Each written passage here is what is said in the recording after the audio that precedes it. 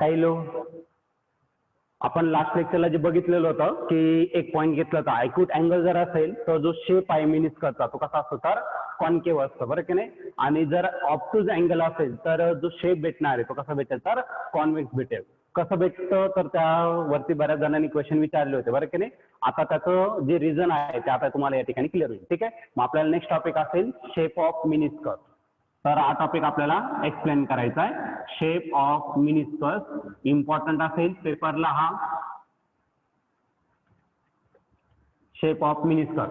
आता मिनिस्कस काय असतं तर मी तुम्हाला लास्ट लेक्चरला सांगितलं होतं, जे पण लिक्विडचे ड्रॉप आहे त्याच्यावरचा कोणत्या प्रकारचा शेप तयार होतो त्याला काय म्हटलं जातं तर मिनिस्कस म्हटलं जातं. ठीक आहे. मग या ठिकाणी त्या मिनिस्कसचा शेप कसा असेल तो आपल्याला या ठिकाणी डिस्कस करायचा आहे. आता 3 प्रकारचे लिक्विड असणार आहे. तर एक असं तुमचं जे काय करतं कम्प्लिटली काय करतं तर वेट करतं, म्हणजे पूर्णतः ते काय करतं त्याच्या सरफेसला ओलं करतं, त्याला काय म्हटलं जातं तर कम्प्लिटली वेट.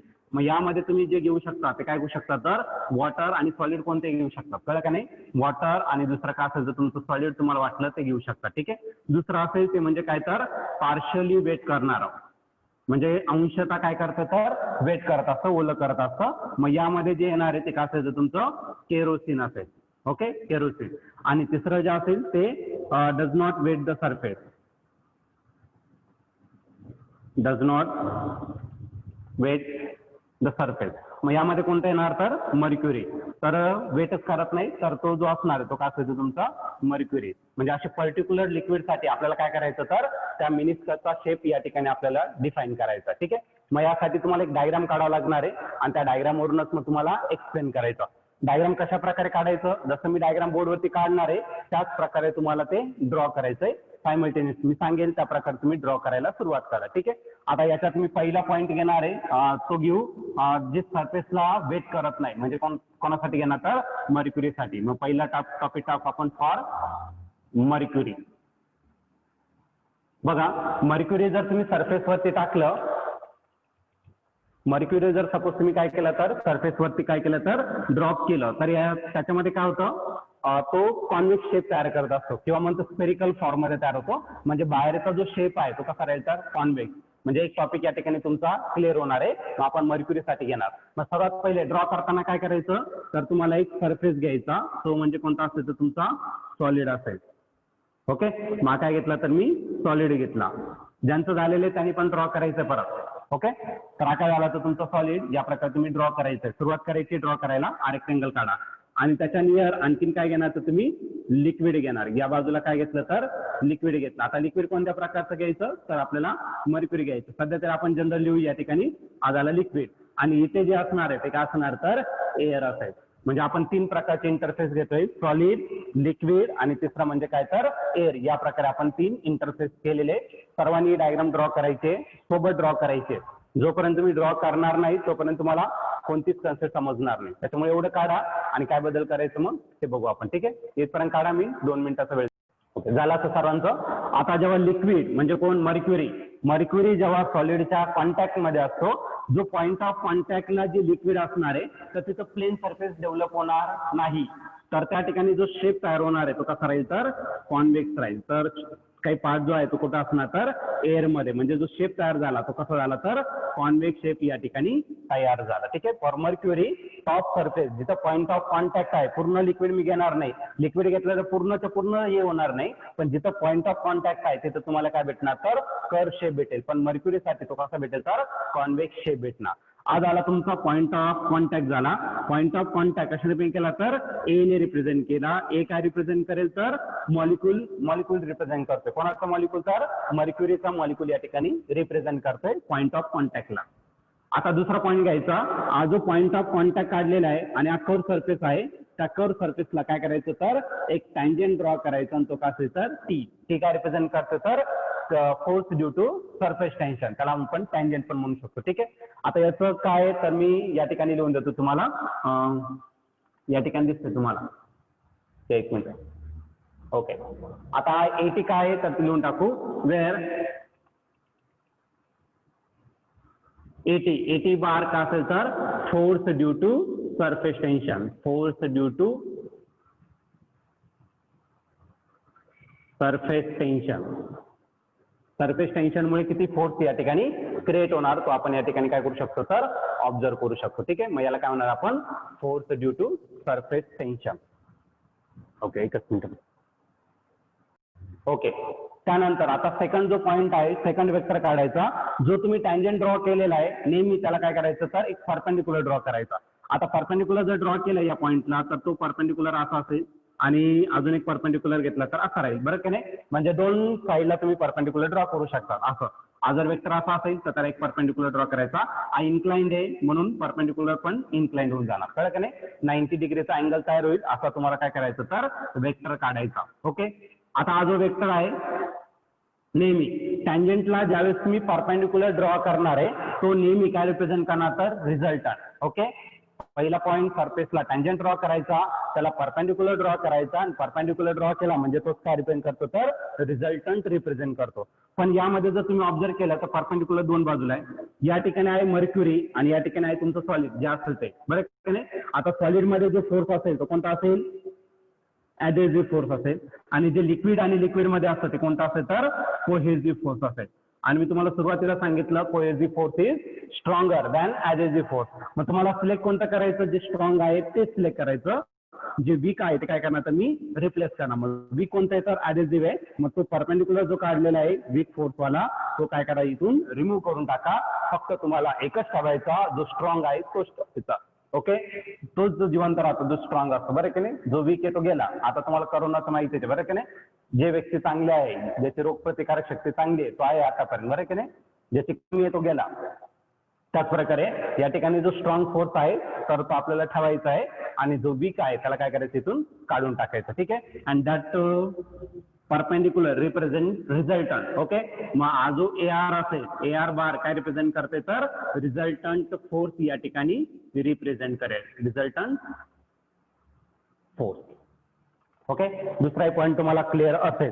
त्यानंतर आता आणखीन एक फोर्स घ्यायचा. आता पॉईंट ऑफ कॉन्टॅक्ट आहे कुठे रे, हा पॉईंट ऑफ कॉन्टॅक्ट तर आहे तुमच्या सॉलिड सोबत कॉन्टॅक्ट आहे. बरं की नाही, म्हणजे सॉलिड सोबत जो असणार आहे तो कोणता असेल तर ऍडहेसिव्ह. एअर मध्ये पण ऍडहेसिव्ह असेल पण एअरचे पार्टिकल कसे असतात वीकली म्हणजे जास्त सेपरेटेड असतात, सॉलिडचे जास्त पॅक असतात. बरं की नाही, म्हणजे सॉलिड मधला ऍडहेसिव्ह फोर्स हा स्ट्रॉंग असेल दॅन एअर. म्हणजे या ठिकाणी आणखीन एक फोर्स घ्यावा लागेल तो म्हणजे काय तर ऍडहेसिव्ह. आणि हा ऍडहेसिव्ह फोर्स जो आहे तो पॉईंट ऑफ कॉन्टॅक्ट पासून सरफेसला नेहमी कसा राहतो तर परपेंडिक्युलर असतो. आता ऍडहेसिव्ह जो आहे तो पी ने रिप्रेझेंट केला. का बरं पी, कारण की ऑलरेडी आपण ए यूज केला. ऍडहेसिव्हचा पहिला लेटर ए पण मॉलिक्युलला आपण ए कन्सिडर केलं. बरं की नाही, मग तो पी ने रिप्रेझेंट करा. व्हॉट इज पी म्हणजे हा AP बार का असेल तर ऍडहेसिव्ह फोर्स असेल. ऍडहेसिव्ह फोर्स या ठिकाणी काय करणार तर रिप्रेझेंट करेल. दिस इज ऍडहेसिव्ह फोर्स.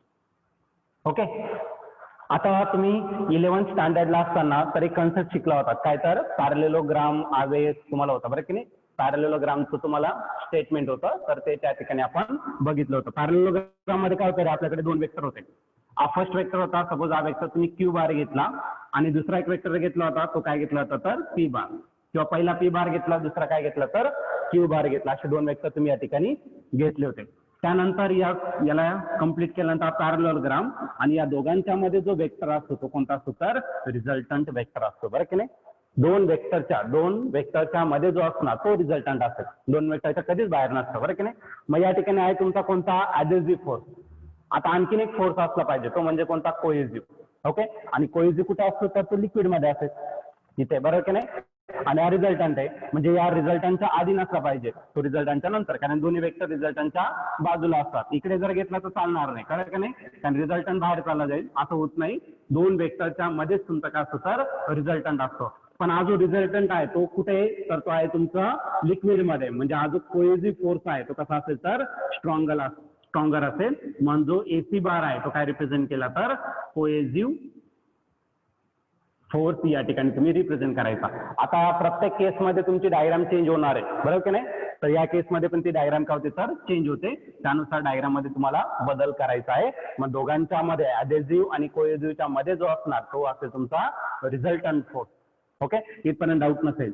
आता मॉलिक्यूल A जो आहे त्याला काय कन्सिडर करायचं तुम्हाला सेंटर, किंवा त्याच्या आधी बघू आपण. तर लास्ट लेक्चरला मी तुम्हाला एक कन्सेप्ट सांगितली होती ती म्हणजे काय तर angle of contact. What is angle of contact? When liquid is in contact with solid. Then angle measured from tangent drawn to the free surface of liquid at the point of contact and to the surface of solid inside the liquid, measure inside the liquid, that is called as angle of contact. मग tangent पासून तर solid पर्यंत angle, okay, tangent पासून तर solid पर्यंत angle पण कुठे major करायचा, इनसाइड द लिक्विड. तर यालाच काय म्हणणार, तर आपण अँगल ऑफ कॉन्टॅक्ट म्हणणार आहे. तो असा तुमचा थिटा. बरं जरा टँजंट इथे आहे आणि सॉलिड आहे, इथला घेऊन टाकू, सोप्या सोपा, बरं की नाही. पण तो लिक्विडच्या आतमध्ये नाहीये म्हणजे अँगल ऑफ कॉन्टॅक्ट नसणार आहे. माझा अँगल ऑफ कॉन्टॅक्ट तुम्हाला डायग्राम वरून क्लिअर होत आहे. जो अँगल ऑफ कॉन्टॅक्ट भेटलेला आहे तो 90 डिग्री पेक्षा पण जास्त आहे आणि जो 90 डिग्री पेक्षा जास्त असतो तो अँगल कोणता असतो, तर ऑब्ट्यूज अँगल असतो, बरं की नाही. ऑब्ट्यूज अँगल असतो. मग इथे लिहिता येईल तुम्हाला for mercury. For mercury, angle of contact is किती असेल तर ऑब्ट्यूज असेल. ओके. आणि शेप कसा आहे, ड्रॉपचा शेप कसा आहे तर कॉन्व्हेक्स आहे. आणि काल मी तुम्हाला तो पॉईंट लिहून दिला, कॉन्व्हेक्स असेल तर अँगल ऑफ कॉन्टॅक्ट नेहमी कसा असतो तर ऑब्ट्यूज असला पाहिजे. Okay. For convex shape angle of contact should be obtuse. तर तो ऑब्ट्यूज असेल तुम्हाला या प्रकारे. अजून एक पॉईंट लिहायचं तुम्हाला, या पॉईंट ए ला तुम्हाला काय कन्सिडर करायचं, सेंटर कन्सिडर करायचं आणि डिस्टन्स किती घ्यायचं, रेंज ऑफ मॉलिक्युलर फोर्स. ते तुम्ही अंदाजे घेऊ शकता. एका पर्टिक्युलर राउंडर मध्ये पर्टिक्युलर डिस्टन्स घ्यायचं तुमच्या पद्धतीने. खूप मोठं नका घेऊ, खूप लहान नका घेऊ, डायग्रामला तुम्हाला सूट होईल या प्रकारे तुम्हाला डिस्टन्स घ्यायचं. राउंडर मध्ये कमी डिस्टन्स घ्या आणि याला सेंटर कन्सिडर करून काय करा तर एक इमॅजिनरी स्पियर ड्रॉ करा आणि तो जो इमॅजिनरी स्पियर आहे त्याला काय होणार, आपण स्पियर ऑफ इन्फ्लुएन्स कन्सिडर करणार. ओके.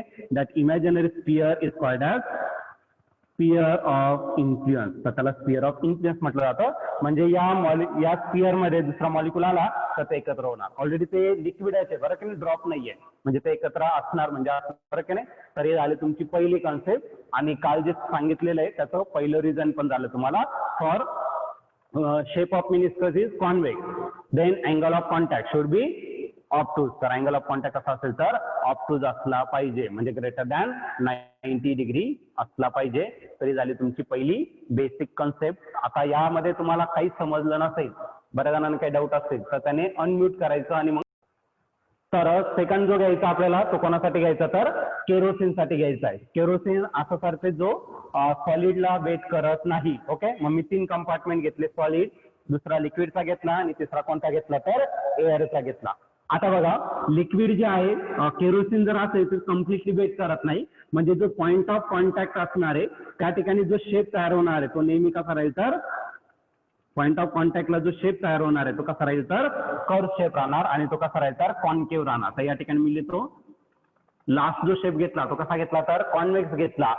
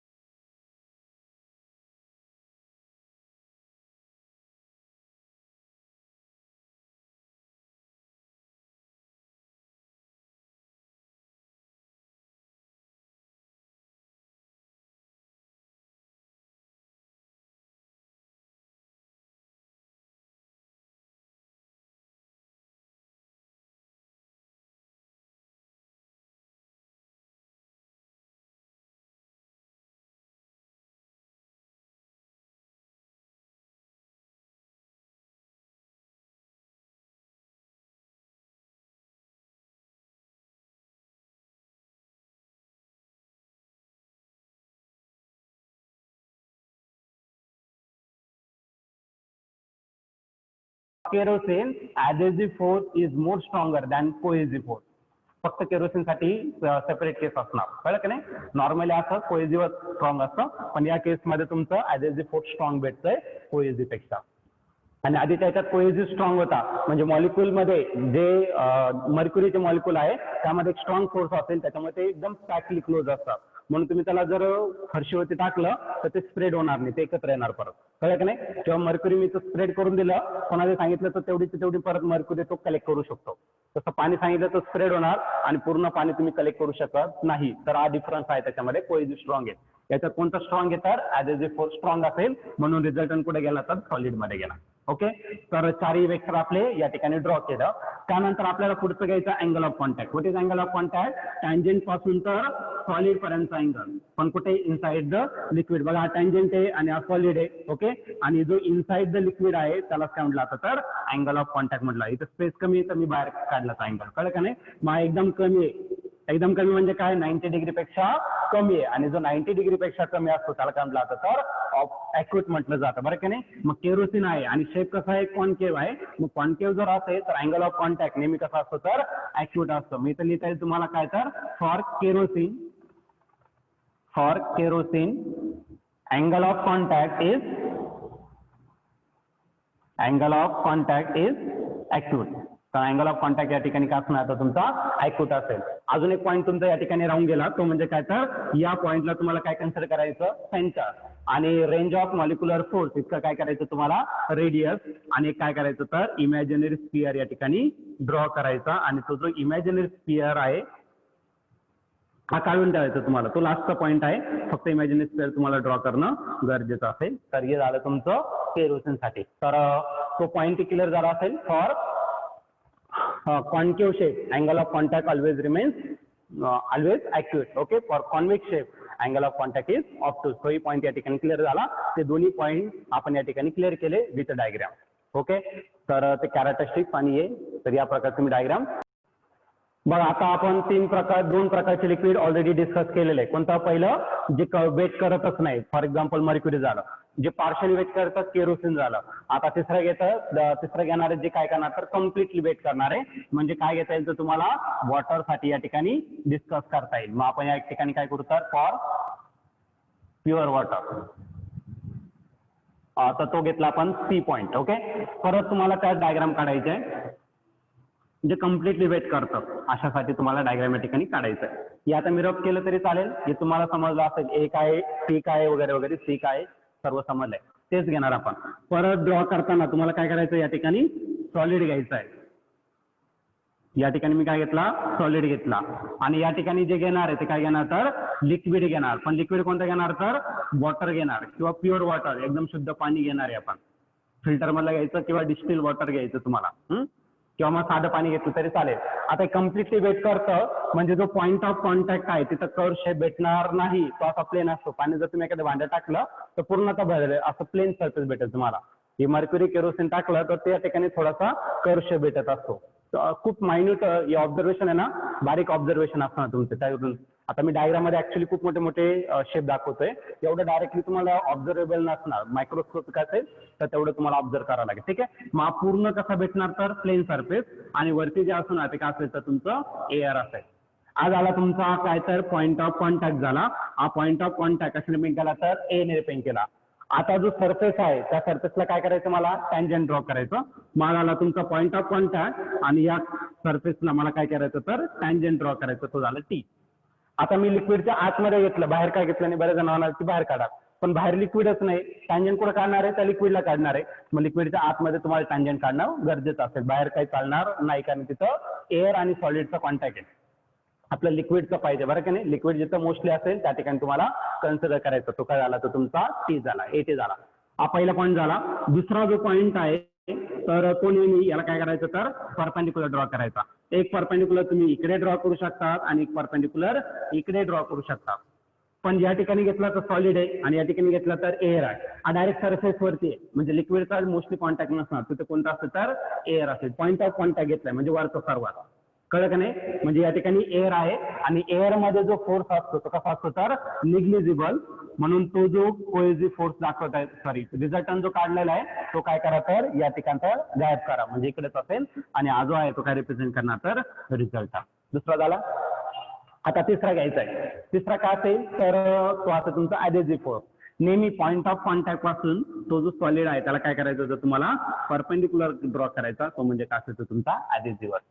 आता रिझल्टंट ते तिथंच आहे त्याच लाईन मध्ये आणि तुमचा ऍडेसिव्ह फोर्स पण त्याच डायरेक्शन मध्ये, म्हणजे फक्त ऍडेसिव्ह म्हणजेच कोणता असेल तर तुमचा रिझल्टंट या ठिकाणी असला पाहिजे. मग ऍडेसिव्ह प्रेझेंट आहे, कोहेसिव्ह नाहीच आहे इथं, बरं की नाही. मग कोहेसिव्ह फोर्स जो आहे या ठिकाणी कारण रिझल्टंट अलॉंग द ऍडेसिव्हच्या डायरेक्शन मध्ये आहे, म्हणजे या ठिकाणी कोहेसिव्ह फोर्स जो आहे तो कोहेसिव्ह फोर्स काय असेल तर ऍबसेंट. ओके, कोहेसिव्ह फोर्स नसणार आहे त्या ठिकाणी, कोहेसिव्ह फोर्स काय असेल तर ऍबसेंट असेल या ठिकाणी, कोहेसिव्ह फोर्स नसणार, म्हणजे या ठिकाणी फक्त आणि फक्त ऍडेसिव्ह फोर्सच ऍक्ट होतो. मग ते पार्टिकल लूजली पॅक होऊन जातात आणि तुम्हाला जो शेप भेटतो तो कसा भेटणार तर प्लेन सरफेस भेटेल. आता तिसरा जो पॉईंट, नेक्स्ट जो पॉईंट आहे तो घ्यायचा तुम्हाला angle of contact. Angle of contact कुठला घेतो रे, टँजंट आणि सॉलिडच्या सॉलिड टँजंट पासून तो सॉलिड पर्यंत इनसाइड द लिक्विड. आज टँजंट आहे आणि त्याच ठिकाणी सॉलिड सरफेस आहे, दोन्ही वेक्टर एकाच ठिकाणी आहे, म्हणजे अँगल जो भेटणार आहे तर अँगल किती भेटेल तर तुम्हाला 0 डिग्री भेटेल, बरं की नाही. मग फॉर प्युअर वॉटर और ओनली वॉटर जरी घेतलं अँगल ऑफ कॉन्टॅक्ट किती असेल तर तुमचं 0 डिग्री असेल. For mercury for convex shape it is obtuse angle, for kerosene for concave shape it is acute angle. आणि जर वॉटर घेतलं किंवा प्युअर वॉटर किंवा जे कम्प्लिटली वेट करणारं जे लिक्विड आहे त्यासाठी अँगल ऑफ कॉन्टॅक्ट किती असतो 0 असतो. मी तुम्हाला माहित असणं गरजेचं आहे. आता जेव्हा पण तुम्हाला एक्झाम्पल्स मध्ये वॉटर असा एक वर्ड असेल तर त्यावेळेस तुम्हाला थिटा दिलेलाच नसेल, दिलेला नाही म्हणजे तुम्ही किती घ्यायचा तो 0 डिग्री घ्यायचा, हे तुम्हाला माहित असलं पाहिजे. त्याची डेन्सिटी पण लागणार आहे केसेस सॉल्व्ह करायला. डेन्सिटी किती घेणार मग 1000 kg/m³ घेणार. ओके, मर्क्युरीसाठी तुम्हाला अँगल ऑफ कॉन्टॅक्ट दिले असेल 90 पेक्षा मोठा, मग किती माहित नाही, फिक्स नसतं त्याची व्हॅल्यू, ती चेंज होत राहते. सॉलिडचं नेचर कसं आहे आणि त्या लिक्विडचं नेचर कसं त्याच्यावरती, बरं की नाही. आणि तिसरं म्हणजे काय, मी पूर्ण लिक्विड साठी घेतोय, ठीक आहे. केरोसिन असेल तर त्यासाठी पण तुम्हाला दिलेलाच असेल, ठीक आहे. फक्त वॉटर साठी नसेल दिलेला, बाकी सर्वांसाठी तुम्हाला अँगल ऑफ कॉन्टॅक्ट दिलेलाच असेल. नेक्स्ट टॉपिक घ्यायचा आपल्याला शेप ऑफ लिक्विड ड्रॉप. आता हे घेतलं आपण कोणासाठी, पूर्ण लिक्विड साठी घेतलं. आता पुढचा जो पॉइंट आहे तो स्पेसिफिकली आपल्याला कोणासाठी घ्यायचा तर ड्रॉप साठी. थेंब, पाण्याचा थेंब असेल तर किंवा मग कोणाचाही ड्रॉप जर घेतला त्यासाठी कसं इक्वेशन असणार किंवा त्याच्या काही कंडिशन्स असणार आहे ते आपल्याला या ठिकाणी एक्सप्लेन करायचं. मग पुढचा पॉइंट असेल shape of liquid drop on solid surface. Shape of liquid drop on a solid surface, on a solid surface. Solid surface वरती लिक्विडचा ड्रॉप कसा असणार तर या ठिकाणी आपण एक्सप्लेन करू, ठीक आहे. तर मी सर्वात पहिले काय घेतलं तर या ठिकाणी परत 3 पार्ट घेतले, पण आता इथं मला पूर्ण लिक्विड नाही घ्यायचं, मला काय करायचं तर ड्रॉप घ्यायचा. मग या ठिकाणी मी काय घेतला तर सर्वात पहिले सॉलिड घेतला. ओके, हा सॉलिड असेल, या सॉलिडच्या वरती मला काय भेटणार तर एअर असेल आणि एक ड्रॉप घ्यायचा, कोणता पण एक लिक्विडचा ड्रॉप घ्यायचा आणि तो याच्यावरती काय करायचा इन्सर्ट करायचा. आता ड्रॉप जर घेतला तर त्याचे डिफरंट शेप भेटतील तुम्हाला. नॉर्मली आपला पाण्याचा थेंब जर घेतला तर कर्व शेप भेटतो फक्त, बरं की नाही. मर्क्युरी घेतला तर तो पूर्ण जवळपास स्फेरिकल किंवा इलिप्टिकल म्हणता येईल आपल्याला, अंडाकृती आकाराचा तुम्हाला मर्क्युरीचा भेटेल. सध्या आपण दोघांसाठी एक्सप्लेन करू, सध्या तरी एकासाठी एक्सप्लेन करू, ठीक आहे. त्यानंतर मग दुसरा ड्रॉप घेऊ. मग काय घेतला तर मी एक ड्रॉप घेतला आणि हा झाला तुमचा लिक्विड झाला. हा सॉलिड आहे, हा एअर आहे आणि लिक्विड आहे. मी लिहिणार नाही ते कारण की मग खूप कमी स्पेस येईल, जास्त गोंधळ येईल, ठीक आहे. मग या ठिकाणी मी काय घेतला रे, हा पॉईंट ऑफ कॉन्टॅक्ट किंवा हा पॉईंट ऑफ कोणता पण तुम्ही घेऊ शकता, राईट साईडचा किंवा लेफ्ट साईडचा, तुम्हाला वाटलं तो घेऊ शकता, ठीक आहे. हा पॉईंट ऑफ कॉन्टॅक्ट घेतला आणि त्या पॉईंट ऑफ कॉन्टॅक्ट पासून मला काय करायचं तर एक टँजंट ड्रॉ करायचं. तो टँजंट काय असेल तर force due to surface tension. Okay, हा एक टँजंट झाला. त्यानंतर हा जो पॉईंट ऑफ कॉन्टॅक्ट आहे इकडे पण या लिक्विडमुळे एक सरफेस टेन्शन क्रिएट होणार. मग हा जो सरफेस टेन्शन आहे त्याला काय कन्सिडर करू तर सपोज T1 कन्सिडर केला. त्याच्या अपोजिट साईडला एक force due to surface tension घेऊ या लिक्विड ड्रॉपमुळेचा आणि तो जो घेतला तो काय घेतला T2, म्हणजे हा जो असणार तो काय असेल तर T3 असेल. मग आपण 3 प्रकारचे टेन्शन घेतलं, एक T1 घेतला. आता तो कोणाच्या इंटरफेस मध्ये ते एकदा डिस्कस करू हा T1 जो आहे तो लिक्विड आणि सॉलिडच्या कॉन्टॅक्ट मध्ये बघा, हा पूर्ण लिक्विडचा कॉन्टॅक्ट आहे आणि सॉलिडचा आहे, या दोघांचा जास्त कॉन्टॅक्ट आहे बरं की नाही. T1 जो आहे तो लिक्विडच्या कॉन्टॅक्ट मध्ये नाही, फक्त एक ड्रॉप आहे, ड्रॉप पासून पुढे घेतला म्हणजे लिक्विडच्या कॉन्टॅक्ट मध्ये नाहीये, तो कशामध्ये तर एअर आणि सॉलिड मध्ये. आणि तिसरा जो आहे तो लिक्विड पासून तर पुढे म्हणजे सॉलिडच्या कॉन्टॅक्ट मध्ये नाहीये, म्हणजे तो एअर आणि कुठं असतो तर लिक्विडच्या कॉन्टॅक्ट मध्ये असतो. मग ते लिहिणं आपल्याला गरजेचं असेल. मग या ठिकाणी मी ते एक्सप्लेन करतो वेळ. तर पहिला टी घेऊ आपण, पहिला टेन्शन घेऊ T3, तो का असेल तर force due to surface tension,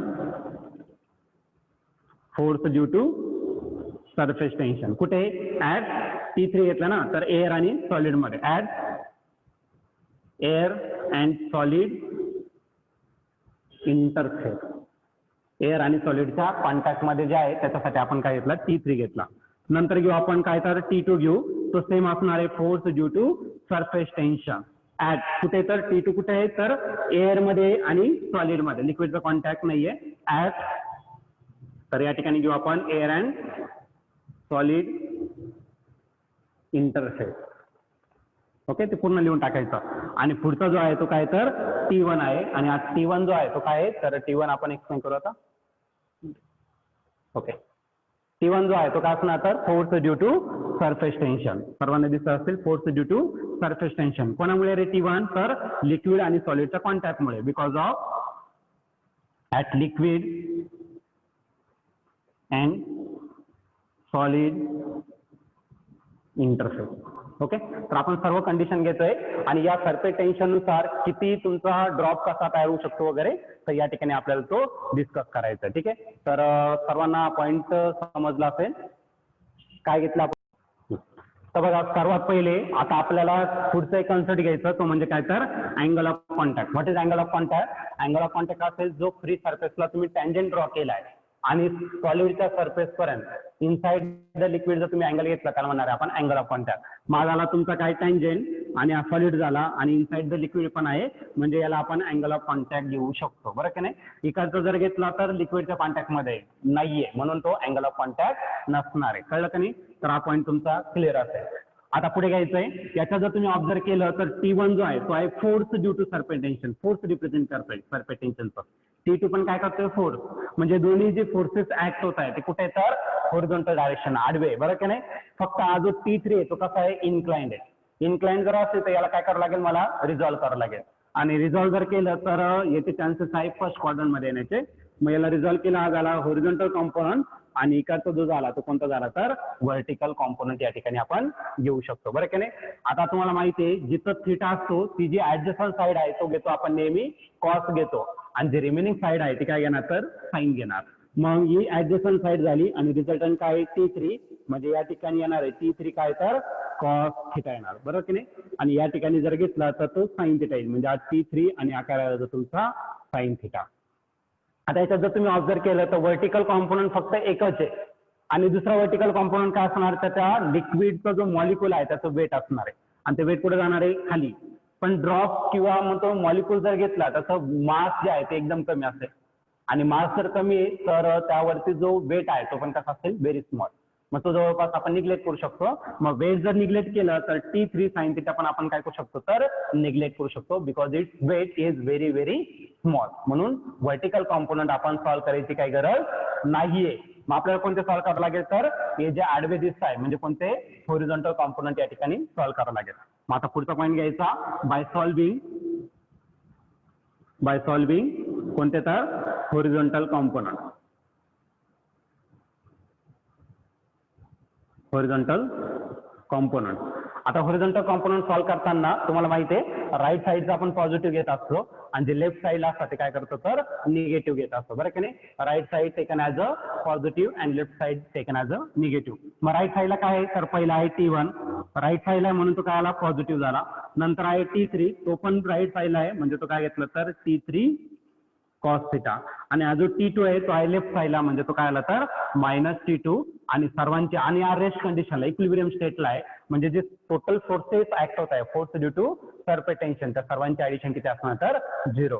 plus sine लिहायची काही गरज नाहीये बरं की नाही. प्लस साईन आपण सुरुवातीला कधीच लिहत नाही. आता याच्यात काय करू रे आपण कॉस थिटा फाईन करू. म्हणजे जे इकडे पॉझिटिव्ह टर्म आहे तर राईट साईडला काय करा निगेटिव्ह करा आणि जे निगेटिव्ह आहे ते पॉझिटिव्ह करून घ्या. म्हणजे या ठिकाणी जे रिमेनिंग राहणार ते काय राहणार तर T3 cos theta minus T2 आहे लेफ्ट साईडला काय झाला राईट साईडला झाला प्लस आणि प्लस T1 आहे तर या साईडला काय होणार तर मायनस आणि T3 कडे काय मल्टिप्लाय इकडे काय करा तर डिवाइड. म्हणजे या ठिकाणी रिमेनिंग राहील काय cos theta is equal to T2 minus T1 आणि त्याला डिवाइड करायचं कशाने तर T3 ने तुम्हाला डिवाइड करावं लागेल. ओके तर आपण दिसत असेल तुम्हाला तर कॉस थिटाला T3 जो इकडं मल्टिप्लाय होता तो इकडे काय केला तर मी डिवाइड करून टाकला आणि याला काय करू आपण इक्वेशन 1 या ठिकाणी कन्सिडर करू शकतो. ओके तर सर्वांना दिसतंय वरचं मी टॉपिक वाटलं सर काढून टाकतो. तर cos theta is equal to T2 minus T1 divided by T3 हे इक्वेशन तुम्हाला लक्षात ठेवणं गरजेचं आहे. आता डेरिव्हेशन किंवा आपण डिफरंट केसेस घेणार आहे ते केसेस समजण्याआधी काही कॉन्सेप्ट तुम्हाला माहित असणं गरजेचे आहे. कॉस्ट जो असतो कॉस्टच्या व्हॅल्यू माहिती आहे तुम्हाला बरं की नाही.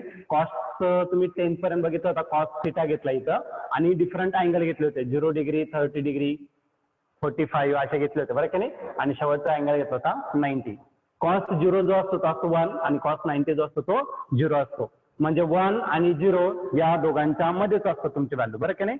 कॉस्टची जी व्हॅल्यू आहे ती 1 आणि 0च्या मध्ये असते 1 आणि 0च्या मध्ये असते. आणि निगेटिव्ह कधी असतात जर कॉस 180 असेल किंवा आणखीन एक फॉर्म्युला घेता येईल तुम्हाला. सपोज मी काय घेतला तर कॉस 120 डिग्री घेतला. ओके मग याला असं लिहिता मला काय कॉस 90 डिग्री प्लस किती असेल तर 30 डिग्री ही माहिती आहे सर्वांना बरं की नाही. कॉस 90 प्लस थिटा का असतो तर मायनस साइन थिटा असतो बरं की नाही. कारण आज सेकंड क्वार्टर मध्ये जाणार आणि सेकंड क्वार्टर हे तुम्हाला मॅथ मध्ये झालेलं असेल ऑलरेडी बरं की नाही. म्हणजे कॉस जर 90 डिग्री पेक्षा मोठा असेल तर कॉसची व्हॅल्यू काय राहिली निगेटिव्ह राहिली पण ती -1 आणि +1च्या मध्येच असते आणि 0ला फक्त ती काय असते तर 1 असते 180ला असते ती -1. म्हणजे 90 डिग्री म्हणजे 90 डिग्री पेक्षा जास्त म्हणजे कोणता अँगल ऑब्ट्यूज अँगल आणि ऑब्ट्यूज अँगल साठी कॉस थिटा कसा असतो निगेटिव्ह असतो. लेस दॅन 90 घेतला म्हणजे तो ॲक्यूट अँगल आणि ॲक्यूट अँगल साठी 90 डिग्री पर्यंत तुम्ही जर घेतला तर सर्व अँगलची व्हॅल्यू 1 पेक्षा लहान आहे आणि ती पॉझिटिव्ह आहे. म्हणजे 90 पेक्षा जास्त असेल तर निगेटिव्ह येणार आणि 90 डिग्री पेक्षा कमी असेल तर पॉझिटिव्ह येणार. या दोन कन्सेप्ट समजल्या त्यावरूनच तुम्हाला आता केसेस कन्सिडर करावं लागेल. ठीक आहे मग आता डिफरंट केसेस या ठिकाणी मी एक्सप्लेन करतो. Different cases of this term. तर इक्वेशन भेटलेलं आहे. आता त्या इक्वेशन वरून आपण काय करू तर पहिली केस घेऊ केसेस घेऊ म्हणजे आपल्याला 1 नंबर टाकता येईल डिफरंट केसेस. ओके मग बघा मी पहिली केस घेतलं इफ या ठिकाणी लास्ट जे इक्वेशन आहे T2 मायनस T1. आता ही टर्म पॉझिटिव्ह कधी येणार जेव्हा T2 मोठा असेल. जेव्हा तुम्ही मोठ्या नंबर मधून लहान नंबर मायनस करता त्यानंतर काय येतं पॉझिटिव्ह. मग पहिली कंडिशन घेऊ if T2 is greater than T1. T2 मोठा आहे आणि T3 लहान आहे. फॉर एक्झाम्पल T2 घेतला मी 5 आणि T1 काय घेतला 2 आन्सर आलं 3 म्हणजे कसा आला तर पॉझिटिव्ह आला. पहिलं कन्सेप्ट सर्वांना क्लिअर असेल. मी विथ मॅथमॅटिकल टर्म्स पण एक्सप्लेन करेल म्हणजे तुम्हाला काहीच अडचण येणार. ठीक आहे T2 मोठा आहे T1 कसा आहे तर लहान आहे. अजून एक पॉईंट काय सांगितलं मी तुम्हाला कॉस थिटाची जी व्हॅल्यू आहे ती 1 पेक्षा नेहमी लहान असते म्हणजे -1 पासून तर +1. 1 पेक्षा मोठी पण नसते आणि -1 पेक्षा लहानही नसते बरं की नाही.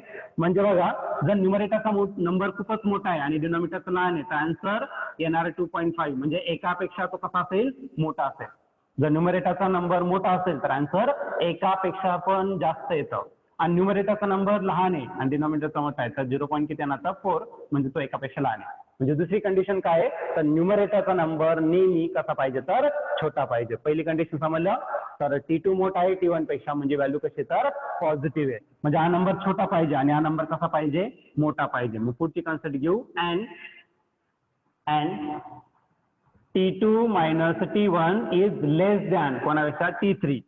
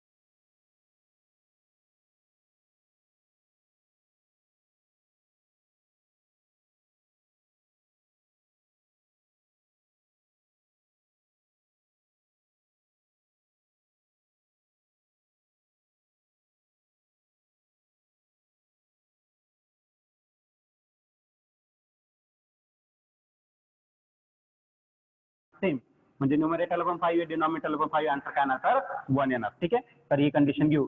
आता डायग्रामची काही गरज नाहीये, तर तिसरी केस मी या ठिकाणी लिहितो. डायग्रामची केस गरज नाहीये कारण की आपण सर्व हे मॅथमॅटिकल टर्म्स वरूनच एक्सप्लेन करतोय. तिसरी केस बघा आता, इफ काय घेतला T2 मायनस T1 याची जेवढी व्हॅल्यू असेल तेवढीच व्हॅल्यू कोणाची असेल तर T3 ची असेल.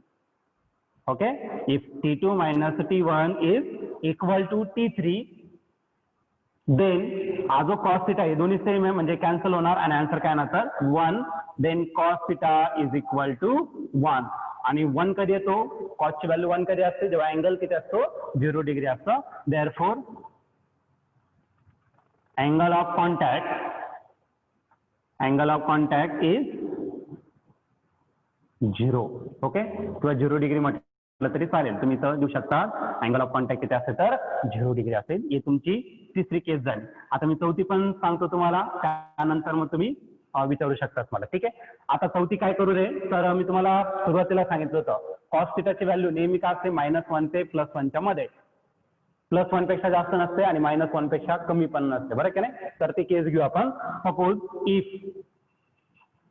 T2 मायनस T1 काय असेल तो असेल. ठीक आहे, इफ T2 मायनस T1 आणि हा ग्रेटर आहे कोणापेक्षा तर T3, ही व्हॅल्यू जास्त आहे आणि 2 मिनिटं पण बोलायचं नाही मध्ये, ही व्हॅल्यू जास्त आहे. सपोज हा काय घेतला मी 5 घेतला आणि हा 2 घेतला तर आन्सर नेहमी एकापेक्षा जास्त येणार आणि कॉस आणि साईनची व्हॅल्यू एकापेक्षा मोठी कधीच नसते, बरं की नाही.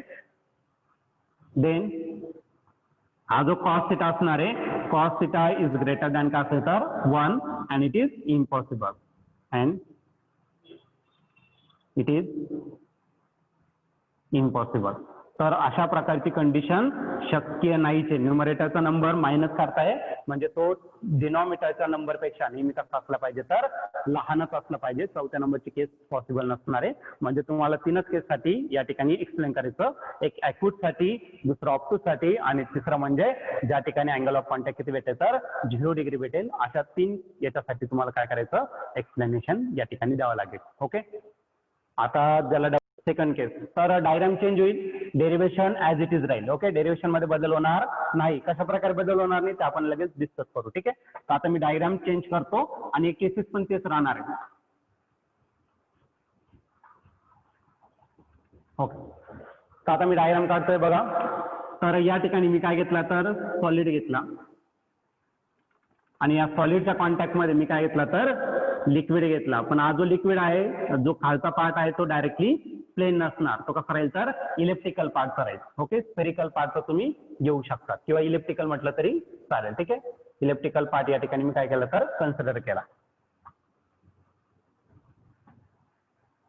किंवा मग पूर्ण स्पेरिकल काढला तरी चालेल आणि पूर्ण स्पेरिकल सहसा आपल्याला भेटतच नाही, तर मी थोडासा इलेप्टिकल पार्ट काढतो. ठीक आहे, हा झाला तुमचा पॉइंट ऑफ कॉन्टॅक्ट झाला.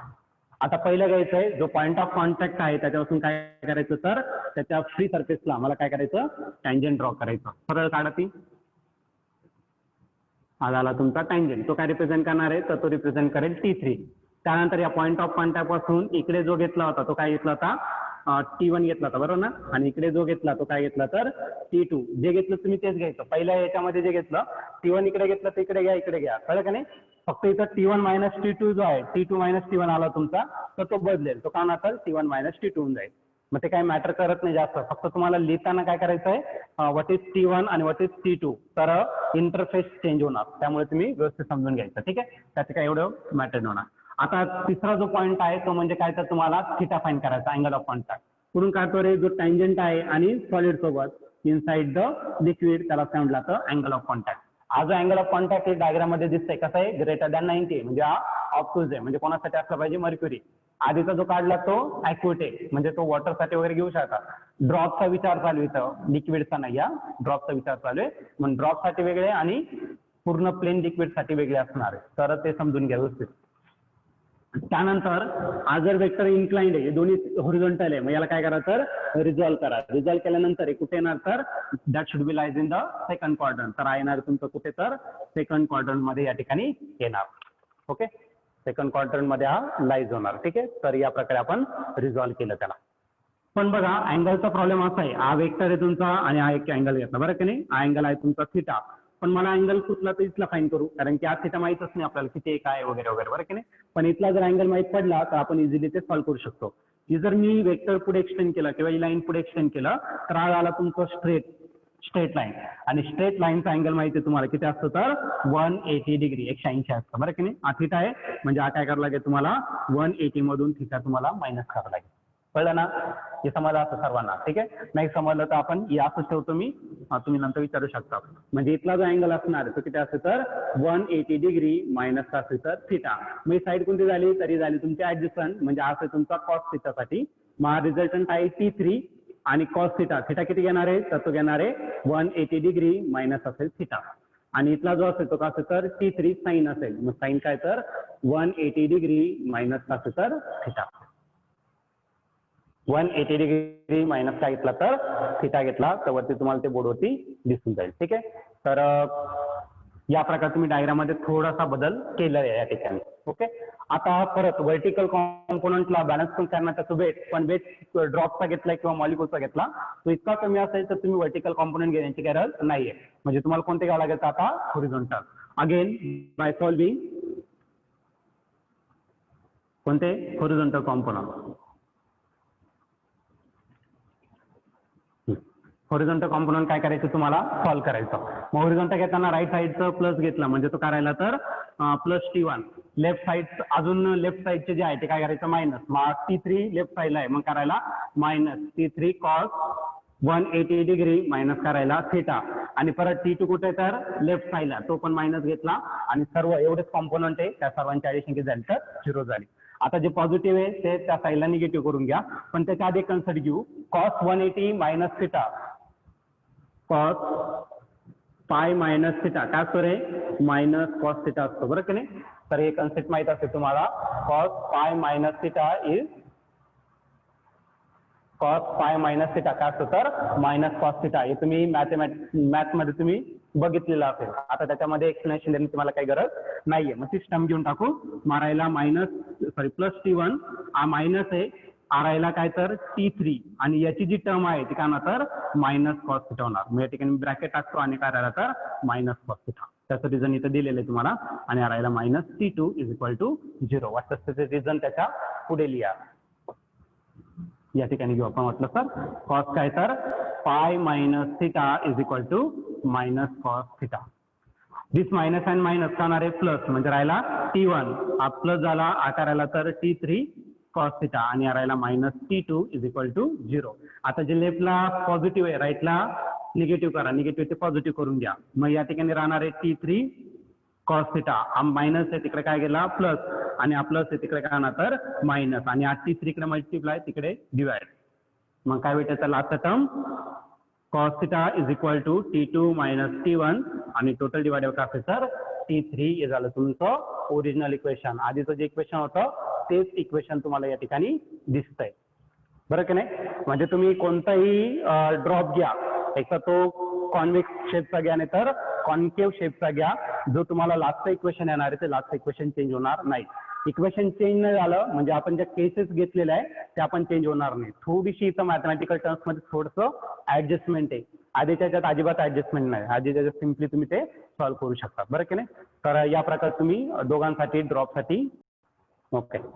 तर बघा सरफेस टेन्शन घेतलं होतं, अँगल ऑफ कॉन्टॅक्ट घेतला आपण, आणि अँगल ऑफ कॉन्टॅक्ट कोणत्या कोणत्या क्वांटिटीवरती डिपेंड आहे ते पण आपण या ठिकाणी एक्सप्लेन केलं. तोच क्वेश्चन आहे. तर पुढचा पॉईंट आहे तुमचा factor affecting angle of contact. Okay. तर कोणते फॅक्टर असतील जे अँगल ऑफ कॉन्टॅक्टला काय करतात तर अफेक्ट करतात, किंवा त्याचा इफेक्ट अँगल ऑफ कॉन्टॅक्ट वरती होऊ शकतो. तर या ठिकाणी आपल्याला ते एक्सप्लेन करायचं. तर पहिला असेल तुमचं लिक्विड आणि सॉलिड याचं नेचर कसं आहे त्याच्यावरती तुमचा अँगल ऑफ कॉन्टॅक्ट डिपेंड असतो. त्याचं एक्सप्लेनेशन द्यायचं गेलं तर मर्क्युरी घेतला तर अँगल ऑफ कॉन्टॅक्ट बदलला, त्याचं नेचर बदललं, बरं की नाही. केरोसिन घेतला तर अँगल ऑफ कॉन्टॅक्ट बदलेल, वॉटरसाठी अँगल ऑफ कॉन्टॅक्ट बदलेल. म्हणजे तुमचं लिक्विडचं नेचर कोणत्या प्रकारचं आहे आणि सॉलिडचं नेचर कसं आहे. सॉलिड मी ते ऑलरेडीच एक्सप्लेन केलं होतं. तुमचं सॉलिड सरफेस स्मूथ आहे किंवा रफ आहे त्याच्यावरती तुमचा अँगल ऑफ कॉन्टॅक्ट असतो, डिपेंड असतो. म्हणजे जे तुम्ही सरफेस टेन्शनसाठी लिस्ट सांगितलं होतं ना तेच तुम्हाला अँगल ऑफ कॉन्टॅक्ट. म्हणजे सरफेस टेन्शन चेंज झाला म्हणजेच काय होतंय तर तुमचं अँगल ऑफ कॉन्टॅक्ट सुद्धा चेंज होत आहे. ओके. मग दुसरी जी क्वांटिटी घेतली होती, दुसरा फॅक्टर तो म्हणजे काय तर टेम्परेचरचा इफेक्ट सांगितला तुम्हाला. टेम्परेचर जर कमी होत असेल तर angle of contact surface tension काय होतं, वाढत जातं, म्हणजे तो सॉलिड मध्ये कन्वर्ट होतो. बरं की नाही. समजलं ना. बर्फ असतो बघा, वरती पाण्यावरती बर्फ तयार होतो, वरतीच बर्फ तयार होतो आणि खाली परत लिक्विड असतं. बरं की नाही. मग ते सॉलिड झालं तर त्याच्यावरती जास्त सरफेस टेन्शन क्रिएट झालं. म्हणजे टेम्परेचर कमी होत आहे तर सरफेस टेन्शन वाढतंय, आणि टेम्परेचर वाढलं, बॉईल वॉटर झालं तर त्याचं सरफेस टेन्शन कमी होऊन जातं आणि कोणताही ऑब्जेक्ट खाली निघून जातो. कळलं का नाही. तर अँगल ऑफ कॉन्टॅक्ट पण त्यानुसार काय होतं, तर चेंज होतो. कळलं का नाही. मग टेम्परेचर वाढलं तर अँगल ऑफ कॉन्टॅक्ट कमी होतो, आणि टेम्परेचर कमी झालं तर अँगल ऑफ कॉन्टॅक्ट वाढतो. सरफेस टेन्शन आणि अँगल ऑफ कॉन्टॅक्ट दोन्ही एकमेकांशी डायरेक्टली रिलेटेड आहे. ओके. आणि तिसरा जो घेतला होता तो इम्प्युरिटीचा घेतला होता. बरं की नाही. तर इम्प्युरिटी म्हणजे काय तर अशुद्धी. जर तुम्ही त्या लिक्विडमध्ये इम्प्युरिटी ऍड केलं, आता इम्प्युरिटी परत दोन प्रकारची सांगितली तुम्हाला, एक डिझॉल्व्ह होणारी आणि दुसरी अनडिझॉल्व्ह होणारी. डिझॉल्व्ह होणारी असेल, फॉर एक्झाम्पल तुम्ही शुगर लिक्विडमध्ये पाण्यामध्ये घेऊ शकता, ती कम्प्लिटली